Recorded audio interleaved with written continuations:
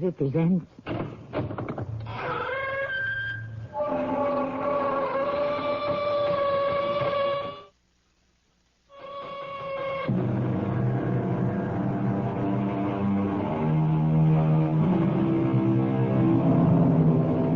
Come in. Welcome. I am Tammy Grimes. Mystery fans have often speculated on how the world's greatest detective, Sherlock Holmes, would have fared against 20th century criminals. Sir Arthur Conan Doyle has told us that Holmes lived up to and possibly through World War I and then retired. And now, for the listening delight of our Mystery Theater audience, we present a story which brings Holmes out of retirement to attempt the solution of a baffling and perilous crime. Hello? Mr. Sherlock Holmes. Yes? Go back to your bees and your roses in Sussex, old man. I intend to. After I bring this case to a successful conclusion. You're in over your head, Holmes. This is a different world. And if you want to smell your roses again, you'll quit right now.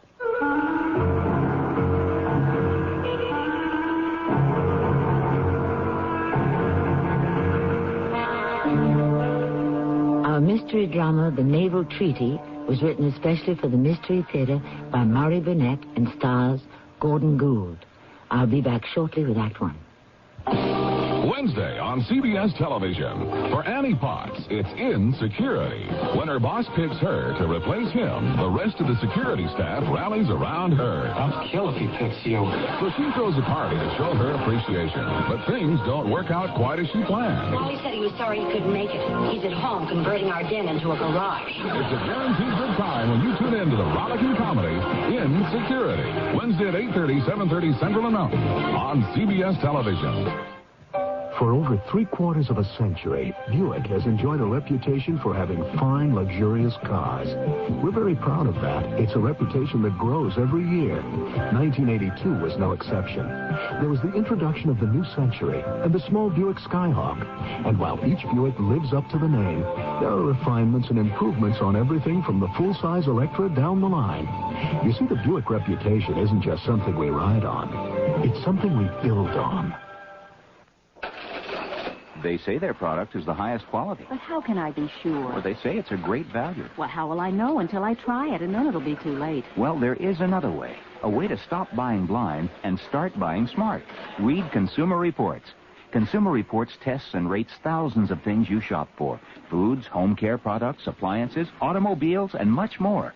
Millions of Americans read Consumer Reports magazine every month for reliable brand name ratings. Oh, Consumer Reports, of course. My neighbor's been subscribing for years. Now you can, too. Just phone toll-free 1-800-528-6600 for 11 issues of Consumer Reports, plus the big 1982 buying guide, plus the 1983 buying guide when published, plus the 383-page health and drugs guidebook. All that usually costs $29, but now it's only $14. Call right away. Was that 1-800-528-6600? Right, 1-800-528-6600. Don't get taken. Get Consumer Reports.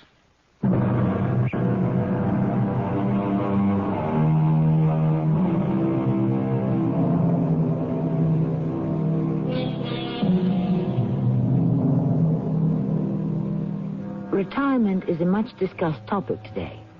At what age should a person retire? Opinions vary, but facts don't lie. Winston Churchill was in his 70s when he led England through World War II. Thomas Edison was advisor and consultant to the United States Navy during World War I when he was 75 years old. And Casey Stengel led the New York Yankees to 4 straight World Series triumphs when he was in his 70s. It seems that the answer to the question depends on the individual, and Dr. Watson would agree with me. Holmes! Watson, my dear old friend. It's a delight to see you after so many years. Come in, come in. Oh, thank you.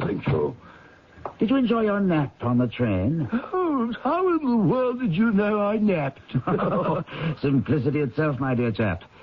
Tell me, was the cushion you used as a headrest comfortable? No, Holmes, this is too much. You must have spoken to someone who traveled with me. Watson, we've been separated far too long. Now, you're a man who is always meticulously groomed. Yet I perceive that the hair on the right side of your head is disarranged and indented. There are also a few red threads which are certainly not your hair.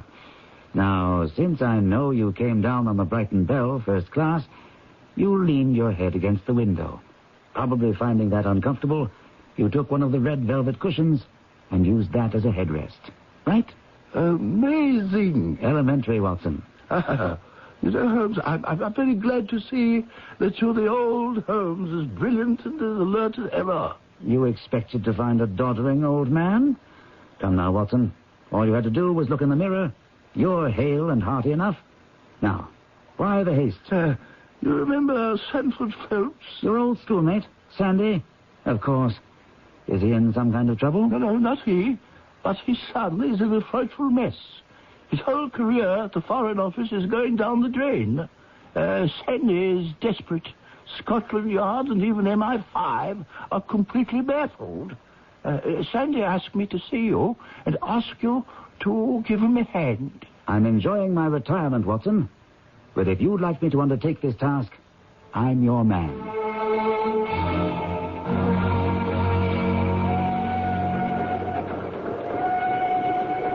Now, Watson, you said something about a letter which you were going to show me. There may be no need for it now, Holmes. It was to be my last resort in the event that you refused to help me. Nevertheless, I'd like to look at it. Well, it's very pathetic, Holmes. You read how the young man asks over and over for your help. It's only a brief note from your old school chum, but a whole long epistle from young Percy Phelps. It doesn't tell us very much, does it? Hardly anything. As I give it back to you, you might note the handwriting.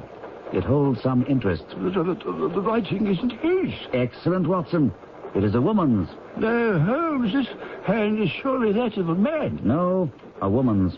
And a woman of rare character. Watson, my interest is already sharpened in the case. I'm looking forward to seeing this young diplomat who's in such devilish straits, and the lady to whom he dictates his letters.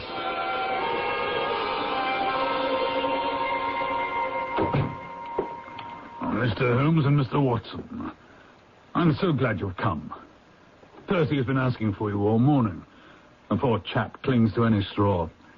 His father and mother asked me to see you, for the mere mention of the subject is very painful to them. We've had no details yet, but I see that you yourself are not a member of the family. What? Oh. Yes, you saw the J.H. monogram on my shirt. Of course. For a moment, I thought you'd done something extremely clever. Joseph Harrison is my name. And as Percy is to marry my sister Anne, I should at least be a relation by marriage. I see. You'll find my sister in his room. She has nursed him day and night these past 3 weeks. Perhaps we'd better go in at once. I know how impatient he is. Step this way. Oh, Mr. Holmes and Mr. Watson. I should recognize you two anywhere. I do hope you can help me. We shall try. I'll leave then. Shall I go also, Percy? Oh, no, Anne. I want you to stay if you can bear to hear the whole thing over again. Oh, I can bear anything. Anything that will help. I suppose I'd better start at the beginning, Mr. Holmes. It would save time in the long run. Well, Watson may have told you I'm in the Foreign Office. Through the influence of my uncle, Lord Holdhurst, I rose rapidly. When my uncle became Foreign Minister, prospects looked even brighter.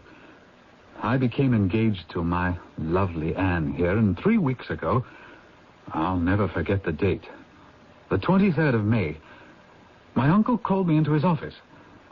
I can recall every word of that conversation, every detail.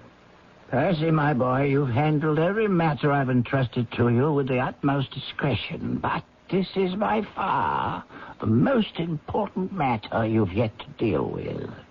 This is an agreement between our country, and you will see the name of the other country when you copy the document. The agreement would never leave my office if it weren't absolutely necessary to be copied. I regret to say that some rumors have already leaked to the press. You have a safe in your office? Oh, yes, sir. Then take the agreement and lock it up inside there. You may have to work late tonight. I want no one in the office while you're doing the copying. Understood? I do. I cannot risk anyone catching a glimpse of it. I understand. And when you have finished copying, replace both the original and the copy in the safe and hand them both over to me personally tomorrow morning. Yes, sir. Then you may lock them in your safe now.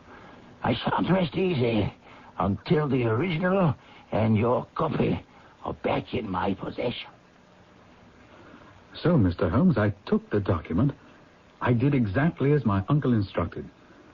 When the others had all gone, I took the document from the safe and began work. Without going into details, I saw at once that it was of such importance that at least 3 of the large powers would have paid fortunes to get their hands on it. I worked as quickly as I could, but it contained 26 separate articles, and by 9 o'clock I was feeling tired. A cup of coffee would help, so I rang the bell for the night watchman, who has a little room at the foot of the stairs and makes coffee for any of us who work overtime. Is that the only bell in your office? Oh, no, there are a number of them to different offices, but I rang the night watchman's bell. To my surprise, it was a woman who came to my office. You rang, sir. Oh, well, where's the night watchman? He's not too well, sir, so I climbed the stairs for him. And who are you? Well, I'm his wife, sir, and I'm also one of the cleaning women. Is there anything you want? Well, yes, I'd like some coffee, please. Well, I'll see to it that my Sam gets it for you, sir. And that was the last I saw of her, Mr. Holmes, until much later. You had never seen this woman before? Oh, never. Interesting. Proceed. What happened with the coffee? Well, nothing.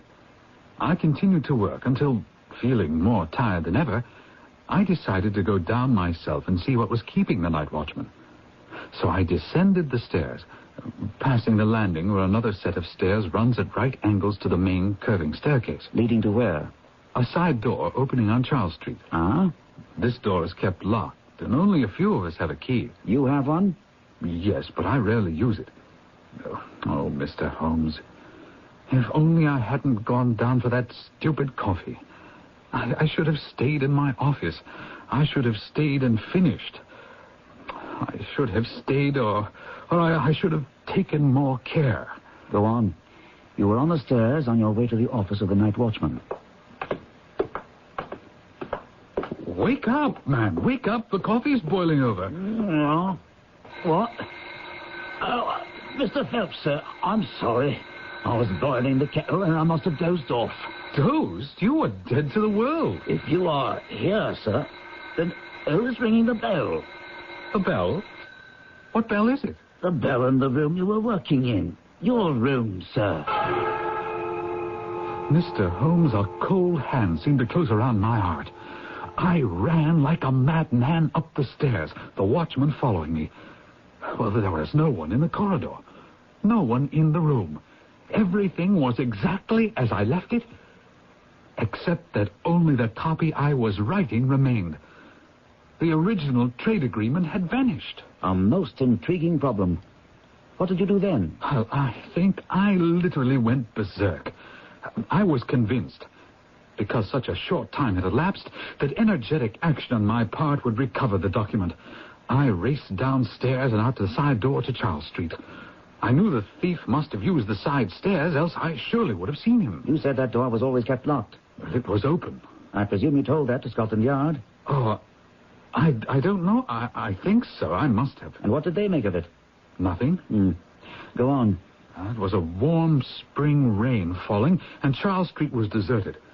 But when I rounded the corner into Whitehall Street, there was plenty of bustle. I saw a constable standing on the corner, and I asked him if anyone had passed that way. He replied that he'd been standing there for 15 minutes and that only one woman had passed, tall and elderly, wearing a paisley shawl. As we stood there, I heard the nearby church tower strike 3 times. I'd forgotten the watchman had followed me, but had been unable to keep up with me. Mr. Phelps! Mr. Phelps! We must go the other way. The woman who the constable saw pass this way was my wife. The constable said she seemed to be in a great hurry. She wants to get home, out of the rain. Oh, I suppose that could be. You're only wasting your time, sir. Every minute counts. Take my word, my old woman has nothing to do with it. Let's move down to the other end of the street. Wait, I must think. If you won't, I will. Hold on there. Where do you live? 16 Ivy Lane, Brixton. But don't let yourself be drawn away on a false scent. Come with me to the other end of the street. I was obsessed with the thought of retrieving the document, but I allowed him to persuade me. We found nothing. We returned to my office, searched together. Again, nothing. But you did visit the watchman's home. Well, after our search proved fruitless, we took a cab and reached his home in Brixton. Imagine my surprise to find his wife was not there yet. Well, he had no explanation. Then when we heard a key turning the lock and the front door opening, that's when I think I made my mistake. I let him go to the door. Sarah, there's a gentleman waiting to see you. If it isn't Mr. Phelps, what you doing here? I think you stole a paper from my office, and I'm calling Scotland Yard. And did you stay with her and her husband until the men came from the yard? Yes, Mr. Holmes.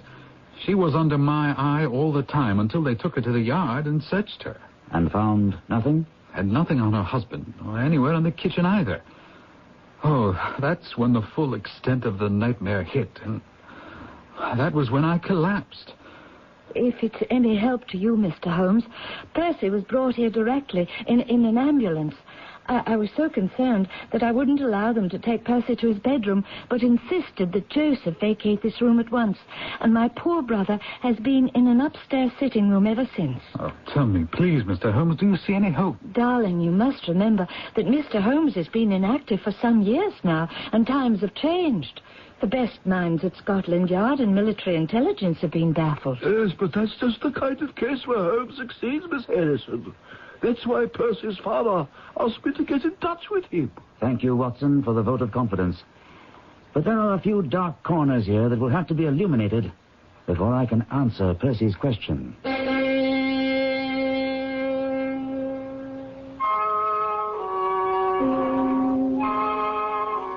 Do you believe that time has passed our old hero by? That the powers of Sherlock Holmes, the pure deductive reasoning, the microscope, and the encyclopedic knowledge are no match for the more modern criminals? Whichever side you choose, and I caution you, it's not a sure thing. You'll find the answers coming up shortly in Act 2.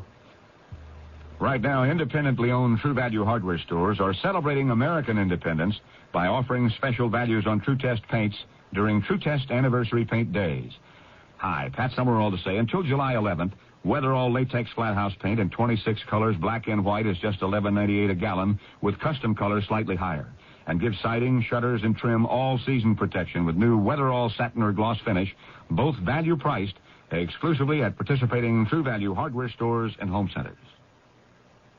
Hotel coupon and discount offers are confusing and limited. That's why the world's largest lodging chain invites you to call Best Western before you call anyone else. Chances are you'll find the Best Western just where you need it most at a price you'll want to pay. No strings attached. Call 1-800-528-1234. Best Western. 1-800-528-1234. Best Western. When you turn on the 11 o'clock news tonight, you'd like to think that what you're watching is the best newscast in Detroit, especially if it's the only newscast you've had a chance to watch all day. You want reporters who'll give you the best possible coverage of news, weather, and sports, reports that are up-to-date, exacting, uncompromising. News 4 Tonight at 11 gives you just that, but not only just that. It gives you special features and reports that gives it an edge over other newscasts, information that could translate into an added edge for you, a consumer tip that might alter your shopping list, a warning about that latest Hollywood blockbuster destined to bomb at the box office. It's this kind of complete reporting that qualifies News 4 at 11 as the best late-night newscast you can watch in Detroit. And it's this kind of reporting that won it this year's Emmy Award for Excellence. So tonight, don't settle for anything less than the award winner. News 4 Tonight at 11. Thousands have already switched. Now the one we want is you.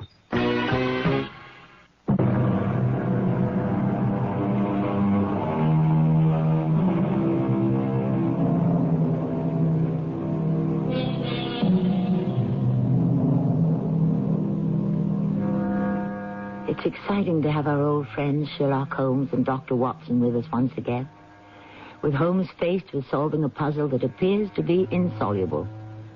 Does Holmes retain his old skills? Certainly Watson believes he's as keen as ever. But there are doubters. Time takes its toll of all of us. Let us rejoin Holmes and Watson as they stroll back to Percy Phelps' sick room in the lovely Phelps house. You do have some ideas, Holmes. You see some way to clear Percy Phelps. I'd say, Watson, that at the moment we're equidistant between failure and success.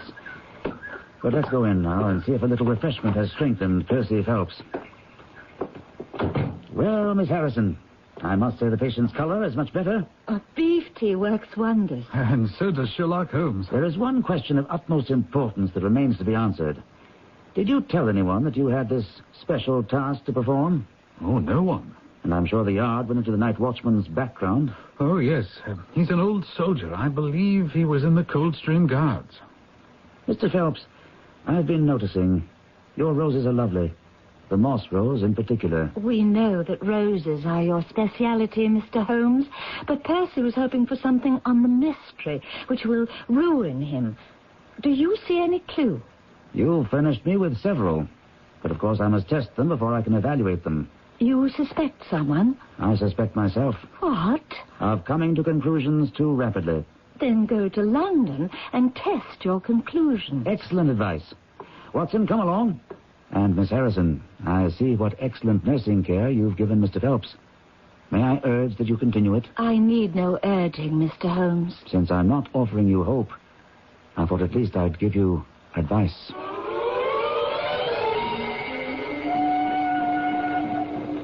For the life of me, Holmes, I can't see where you found several clues in Phelps' recital. I couldn't find one. Watson, it's delightful that you haven't changed. Come now. There's one fact in particular that literally cries out for attention. Think, Watson. Think of the most singular incident about this crime. If no one knew about the document, how could it have been stolen? Capital, Watson. Excellent. But that's still not what bothers me. It doesn't ring the bell, so to speak. Bell? You mean the bell that rang in the watchman's office? Exactly. What kind of a thief is it who rings a bell to give the alarm to announce his presence in Phelps's office? Yes, but couldn't the bell have been rung by accident? About as likely as to say that it was rung by ghosts. No, Watson. Give me the answer to the question of the bell, and I'll give you the solution. Could the bell possibly have been out of order? What are you writing? An advertisement which will appear in every evening paper in London. Here, read it. See now, £10 reward. The number of the cab which dropped the fare at the door of the Foreign Office on Charles Street at 9:45 in the evening of May 23rd. Apply Dr. John Watson, 25 Harley Street. I hope you won't mind my using your office for this purpose. I'm delighted. But what makes you confident that the thief came in a cab? If we believe Phelps that there's no hiding place in either the room or the corridor, the person must have come from outside and yet left no trace of damp boots anywhere, we may safely deduce a cab.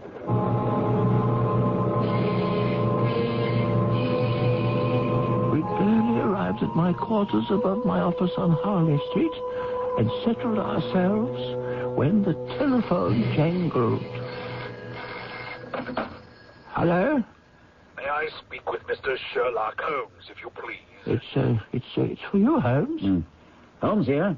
I have a piece of advice for you, old man.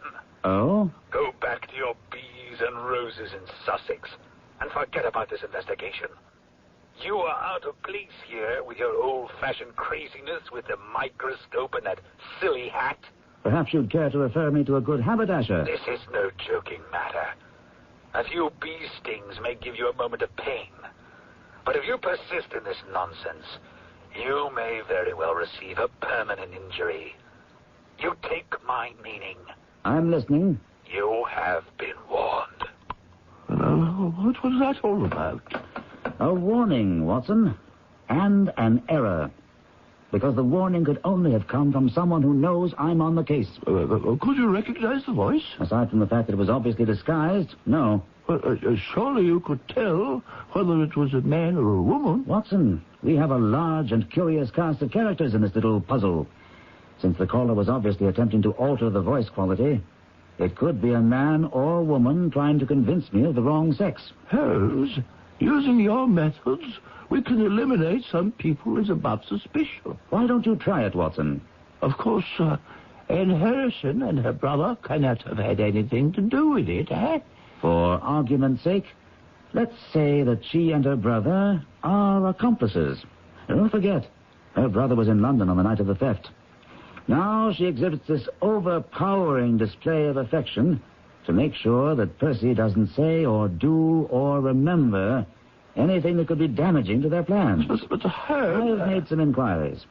The Harrison family isn't too well off, so the motive could be money. Very well. My next name is Lord Holdhurst. The most difficult crime to track is the one which is purposeless. But this is no purposeless crime.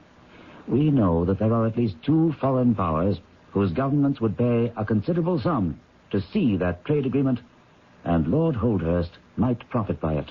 Inconceivable, Holmes. Do you find it inconceivable that a statesman might find himself in a position where he would not be sorry to have such a document accidentally destroyed? But not a statesman with the honorable record of Lord Holdhurst. We cannot afford to disregard any possibility. We shall see the noble lord today and find out if he can tell us anything. It is very kind of you to receive us, Lord Holdhurst.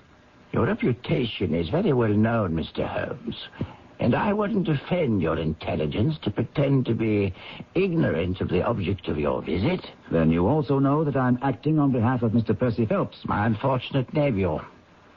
Despite the fact that my kinship makes it more impossible to screen him in any way, I have made diligent inquiries. May I ask as to what or whom? Certainly. The night watchman's background has been exhaustively looked into.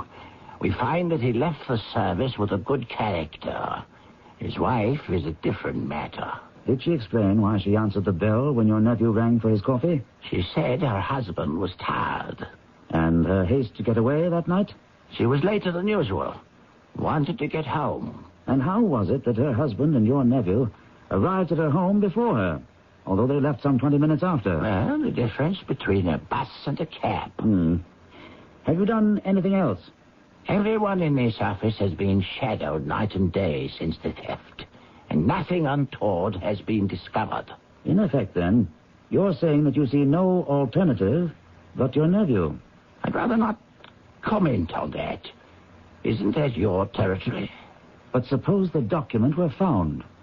At this point, that seems most unlikely. But if the document were found, it would make a great difference. Now, Mr. Holmes, unless you have some further... Just a few minutes more, your lordship. Did you ever mention to anyone that you were having the document copied? Never. You're certain of that? Absolutely. Then it follows that since neither you nor your nephew ever mentioned the matter, the thief's presence in the room was purely accidental. He saw his chance, and he took it. Once again, that is your province, Mr. Holmes, not mine. Have you looked into the matter of the bell ringing at all? I wouldn't know what to make of it. Seems very strange, indeed. One more point, if you please. I understand that you feared very grave results might follow if the details of this document became known. Very grave, indeed. Have any such events occurred? Not yet.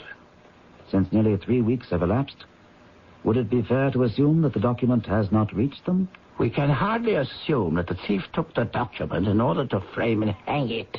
But then why has he not sold it? Do you have any explanation for that? None.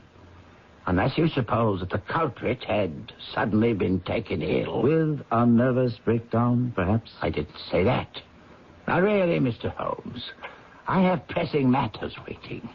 I wish you every success in your investigation, no matter who the criminal may be. Well, Holmes, isn't Lord Holdhurst a fine fellow? Oh, yes. But he has to struggle to keep up his position. He's far from rich. Why don't you say that? Didn't you notice that his boots had been resold? No.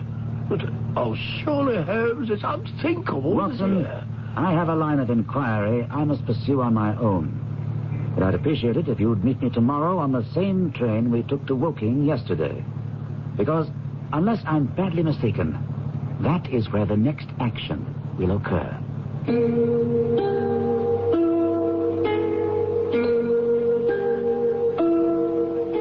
We are much taken today with nostalgia. Perhaps because time has thrown a rosy glow over what we refer to as the good old days. But there's no doubt whatsoever in the minds of the millions of Holmes fans that the London of Sherlock Holmes and Dr. Watson was much more romantic and much preferable to the London of today. We'll be back to that London and the English countryside shortly. If you've been reading about wise money management in your favorite publications, you've undoubtedly heard about Dreyfus Liquid Assets, one of the world's largest money market funds, and about the big yields you can get on your money right now. Start with as little as $2,500. Make added investments as low as $100. With Dreyfus Liquid Assets, your money is yours whenever you need it. Phone for it, have it sent to your bank, or write a redemption check for cash or to pay your larger bills. You keep right on earning that high yield, compounded daily until your check clears. No penalties on interest, no sales charge, no charge for the checks. It's so simple, sensible, convenient. But find out for yourself. Call toll-free 800-228-5000 for free information and a prospectus, including management fee, charges, and expenses. Read the prospectus carefully before investing or sending money. Discover how Dreyfus Liquid Assets can help you get the lion's share of today's high money market rates. 800-228-5000. Toll-free 800-228-5000. Excuse me, I own that shoe store across the street. Want to buy it? Well, I'll be honest. I have great shoes, but no customers, so I'm ready to sell the whole thing at any price you name it. $12. Sold. Ooh. Well, now that you own a shoe store, what'll you do with it? Well, advertise. I tried. A lot of newspaper ads, then TV and magazines. I'll probably go radio. Radio? Yeah, according to the latest studies, everyday radio reaches more people than newspaper, TV, or magazine. How did you know? What's more, radio targets customers. I'll match up the right stations for my dressier lines and different stations for young casual. Since radio costs a lot less than newspapers or TV, I'll get good efficiency. Listen, I'd like to buy my store back from you. Well, at a fair profit. Okay. How much do you want? $156,000. That's a pretty fair profit. Take it or leave it. I'll take it. Radio. It costs less, targets your best customers, and it sells. Radio. Red hot because it works. For more facts on radio, call this station of the Radio Advertising Bureau. They brought you this message.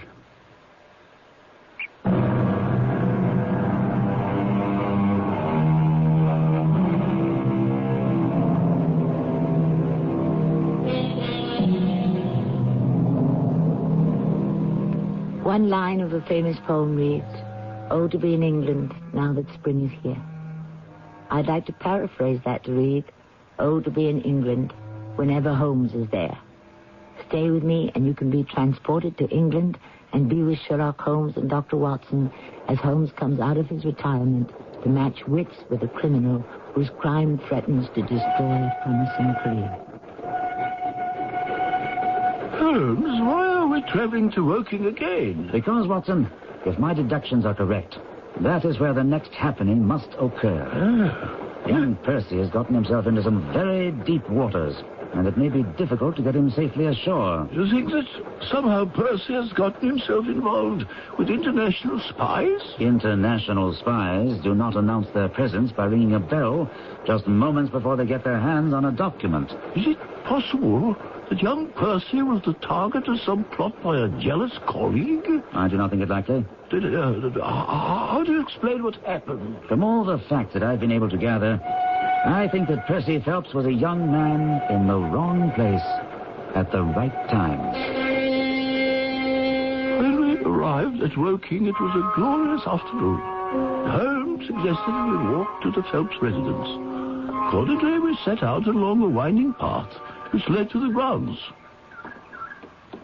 What do you think is going to happen here, Dworkin? I haven't the slightest idea, Watson. Well, what would make you think something will? If nothing happens, I would have to rethink my deductions and entertain serious doubts about my ability to help Percy Phelps. Down, Watson. Flat on the ground. Yes. Watson, crawl for the shelter of that large tree over there. Yes, I see it. As quickly as you can. Is this the event you're expecting, Holmes? Frankly, no. But I do take comfort from one thing. What's that? The fact that our adversary is a poor shot. Come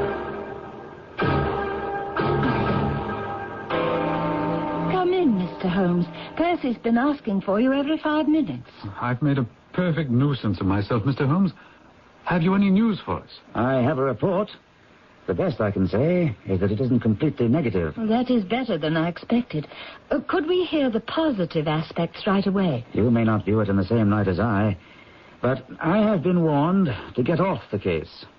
Once over the telephone, and... And somebody took some pot shots at us on our way here. That's terrible. On the contrary, someone is worried, and that should give us heart. Mr. Holmes, I'm beginning to believe that my life, as well as my honor, is threatened. What makes you say that? What happened last night?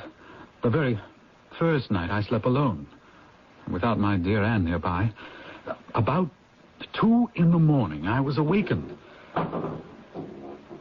I knew someone was opening the window. For a moment, I was frozen. Then I leaped out of bed, rushed to the window, flung back the shutters. You there. What are you doing? Joseph! Anne, there's someone trying to get in my room!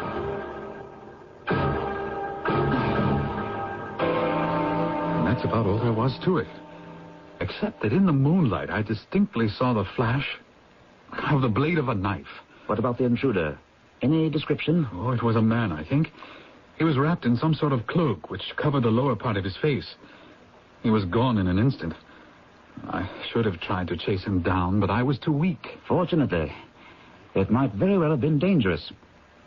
Do you think you're strong enough to walk around the house with me? We might be able to pick up something that's been overlooked. I hardly think you'll discover anything new. My brother Joseph and the groom went over the grounds thoroughly earlier. That's true.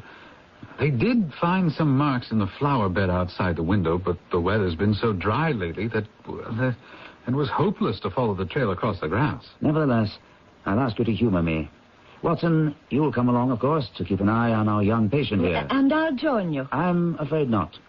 I must ask you to remain exactly where you are. Can Joseph come? Of course. He might be of some help. I confess I don't understand you, Mr. Holmes. Why are you so anxious to separate Percy and me? The separation will be short, and I hope the results will make it extremely worthwhile. You were right, Joseph. No one could make much of these marks in the flower bed. But why don't you and I go ahead while Watson and Percy take it more slowly? Suit yourself, Mr. Holmes. Where are we heading? Around the house, to see if we can discover why that room and Percy should have been the particular target if it was a burglar. I should have thought that the larger windows of the drawing room and dining room would have been more attractive. Those windows are more visible from the road, but the room where the entry was attempted looks more promising from the ground. Of course. By the way, Percy said you found some place where the intruder scaled the fence. Right over there. Let's have a look at it. Here it is. Right here. Well, you can see where a fragment of wood is hanging down. Do you think this was done last night? Doesn't it look rather old for that? Well, possibly so. And there are no marks on either side of anyone jumping down. I don't think there's anything to be gained here. Why don't you rejoin your brother-in-law and Dr. Watson while I go back to the bedroom and talk the matter over? With my sister? I believe she's the only person there. What do you want with Anne? Miss Harrison, what I have to say is of the utmost importance. Well, you discovered something after all. You must stay here in this room all day. Why? What do you... Trust me, it's vital. You mustn't move from this room.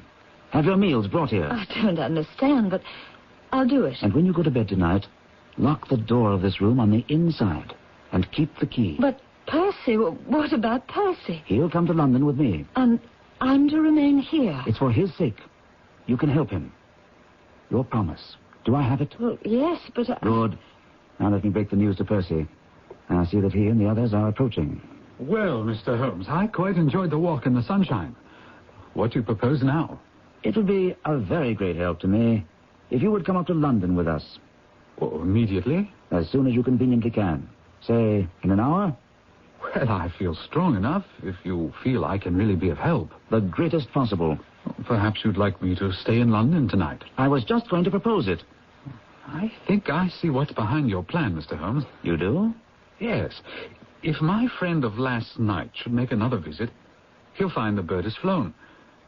Perhaps you'd like Joseph to come to look after me. Not necessary. My friend Dr. Watson is a medical man, and he'll look after you. If you'll be so kind as to give us lunch here, we three shall all set off for town together.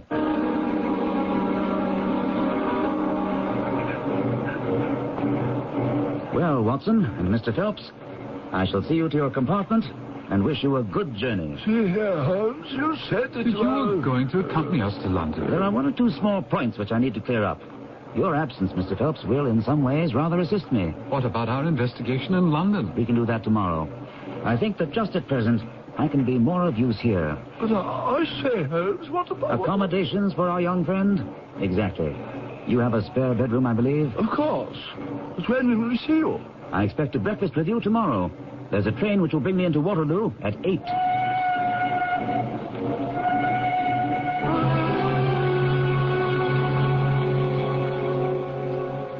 I should apologize, Doctor. I'm afraid I kept you up rather late last night. Nonsense, young man. I just felt that you should have had more sleep. I didn't sleep a wink. And where is Holmes? It's not much past 8. He'll be here. You have implicit faith in Holmes. I've seen him do remarkable things. Do you think he expects success? You can ask him yourself. If you will come to the window, you'll see he's getting out of a cab now. What's the matter with his hand? Why is it bandaged like that? I haven't the slightest idea. Oh, he looks like a beaten man. And I had hoped for so much upon his return. Good morning, gentlemen. Oh, Holmes, you're not wounded. Tut, it's only a scratch through my own clumsiness. This case of yours, Mr. Phelps, it's been a remarkable experience. That bandage, Holmes, tells of adventures. What's happened? After breakfast, Watson. Remember, I've breathed 30 miles of Surrey air this morning, and I'm ravenous. I see you've done well with the sideboard. What's under here? Ham and eggs. Good. Mr. Phelps, please join me and help yourself. Will you have curried fowl or eggs? Oh, nothing, thank you. I cannot eat. Well, then, I suppose you'd have no objection to raising the lid and helping me? Not at all.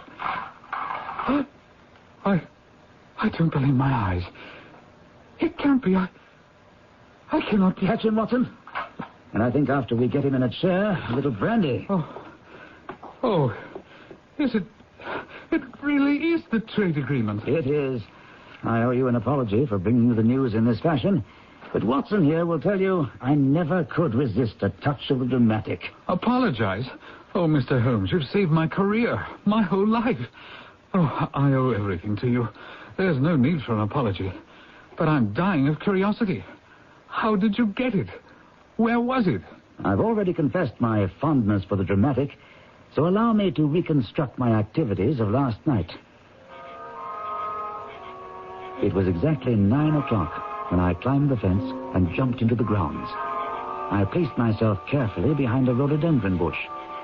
The night was fine, but it was still a long, weary vigil. A little after 2, the peaceful country sounds were broken by the sound of a bolt being thrown back.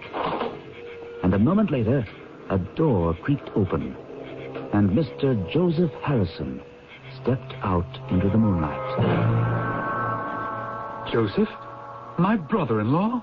Joseph, you're about to be brother-in-law, and also a merciless scoundrel who took advantage of you and your hospitality and very nearly ruined you. But why? What had he to gain? Money. A great deal of money, which my inquiries show he badly needed.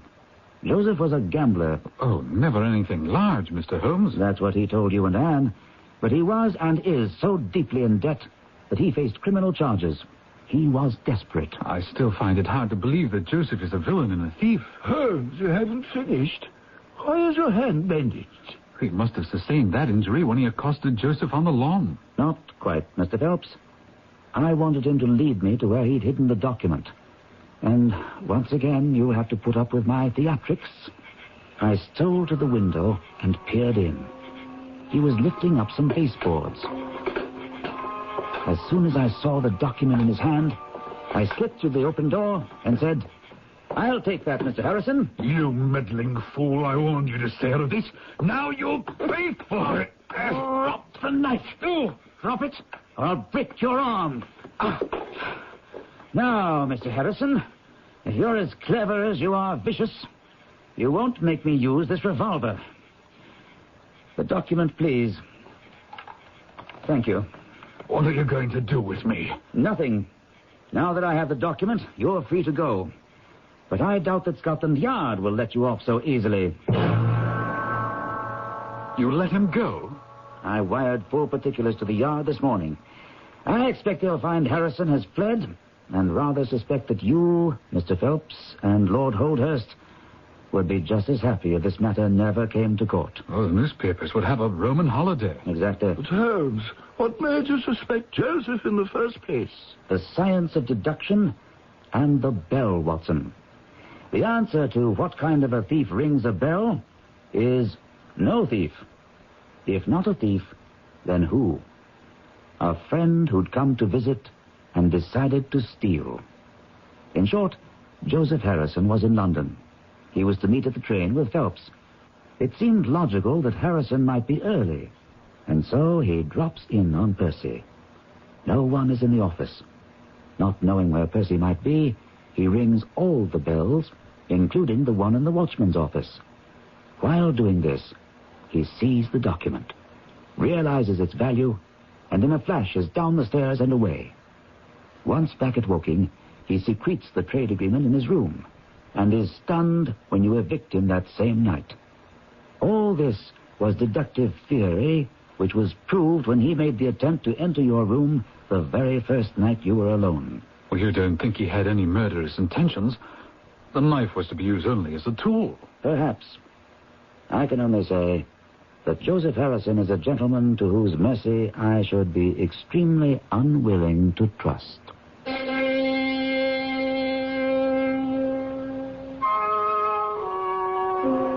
And so, once again, the greatest detective of them all, Sherlock Holmes, comes out of retirement to solve a case that baffles Scotland Yard and MI5 and proves that it's not necessary to teach an old dog new tricks. The old ones are more than good enough. I'll be back shortly to discuss the question of the actual age of Sherlock Holmes. When you get it, Itchy red skin. get Kool-Aid. When you get it, Darn bug. get Kool-Aid. When you get it, Oh, touch of poison ivy. get Kool-Aid.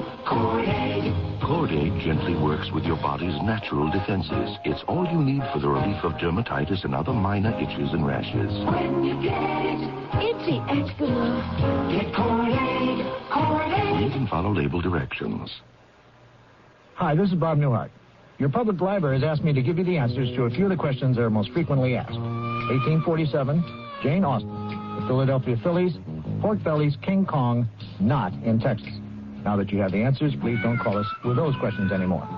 But if you have other questions, If you have any questions at all, you can call. give them a jingle. I'm the library.